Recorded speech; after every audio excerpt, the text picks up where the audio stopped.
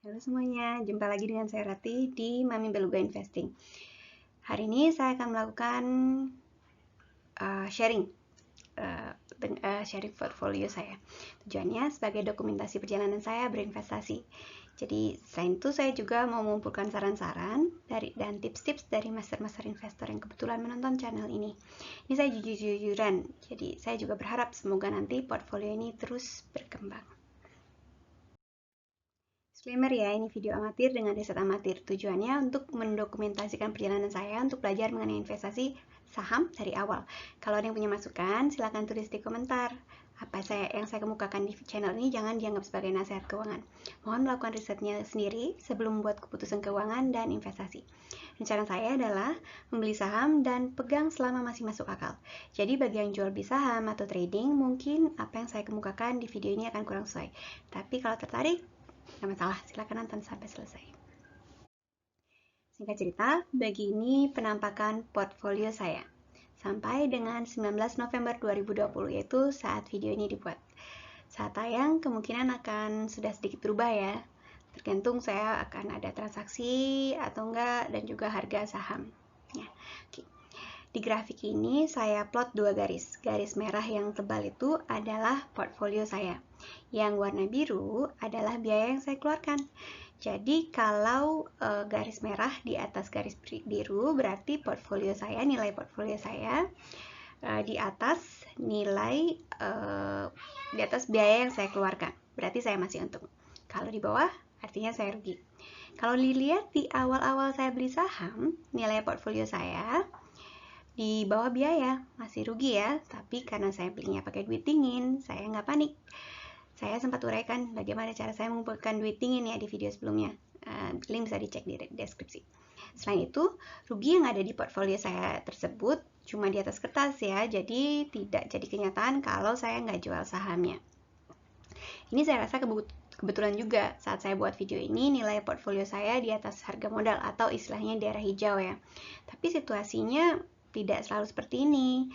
Awal saya mulai berinvestasi saham sekitar bulan Mei sampai Juni, berapa periode, jadi nggak cuma di awal banget, berapa periode dia sempat turun-turun juga ya. Nah, sekarang saya coba simulasikan bagaimana performance portfolio saya kalau dibandingkan dengan reksadana. Jadi idenya, seandainya kalau uang yang saya tadinya belikan saham, saya belikan reksadana indeks. Ya, performa reksadana saya plot sebagai garis hijau putus-putus di layar, di grafik. Kenapa saya bandingkan dengan reksadana? Karena saya lihat iklan-iklan reksadana sekarang lumayan santer di timeline saya. Dan teman-teman sekeliling saya juga banyak yang menabung atau investasi di reksadana. Jadi saya mau tahu, masuk akal nggak ya saya pilih-pilih saham terus beli sendiri? Apa nggak lebih baik saya beli reksadana indeks aja sekalian? Oke. Saya kenapa membandingkan khusus dengan reksadana indeks dan bukan dengan reksadana lain, itu karena alasan teknikal saja. Karena harga reksadana indeks seharusnya, asumsinya ya, mengikuti IHSG. Jadi saya gampang mengambil datanya di Yahoo Finance. Jadi saya anggap dia sama dengan IHSG. Sedangkan untuk reksadana campuran, saya belum tahu bagaimana mendapatkan data hariannya.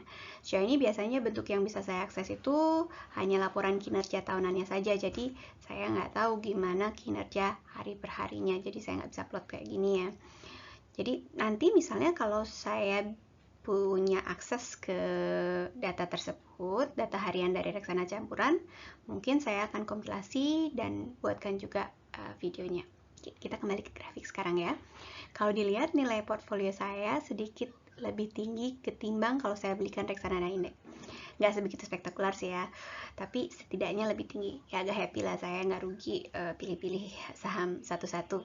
Kemudian performa reksadana indeks juga lebih sering di sisi positif. Nah ini bagusnya reksadana indeks, di mana nilainya lebih tinggi dari biaya yang dikeluarkan, kecuali berapa saat di bulan Mei dan Oktober, dan itu juga sebentar-sebentar. Jadi saya pikir buat yang nggak suka repot untuk riset perusahaan satu persatu bisa gampang saja beli reksadana indeks berkala, karena hasilnya mirip. Setidaknya dari data yang saya dapat di layar sekarang ini, yang saya kompilasikan di layar ini. Untuk saat ini saya sebenarnya tergoda untuk taruh di reksadana indeks, tapi karena saya ingin belajar, saya masih condong ke riset perusahaannya satu persatu ya, investasi di perusahaannya satu persatu lewat saham. Oke, kemudian mungkin juga ada yang bertanya-tanya dari grafik yang sebelumnya, di layar sebelumnya, kenapa nilai portfolio saya lompat-lompat, yaitu di bulan Mei, Juli, akhir Agustus, dan di awal November. Kenapa? Alasannya simpel, karena di saat itu saya bertransaksi saham. Oke, grafik yang kedua, yang kiri bawah, memberi gambaran transaksi mingguan saya. Oke, sekarang kita lihat grafik itu dengan lebih detail. Transaksi saya belum pernah lebih dari 1 juta ya. Di kiri kita lihat angka 1 itu 1 juta. Transaksi saya belum pernah lebih dari 1 juta karena rata-rata ya sebegitu saja modal dingin saya. Oke, kita lihat juga, perhatikan juga transaksi saya tidak teratur, kadang ada banyak jeda-jedanya. Di jeda itu biasanya saya mengumpulkan modal atau saya nggak ada ide mau beli apa, masih riset. Ya, risetnya belum selesai. Oke, ini evolusi komposisi portfolio saya dari awal. Awal itu yang berwarna merah saja ya. Di bulan April tahun ini, tahun 2020.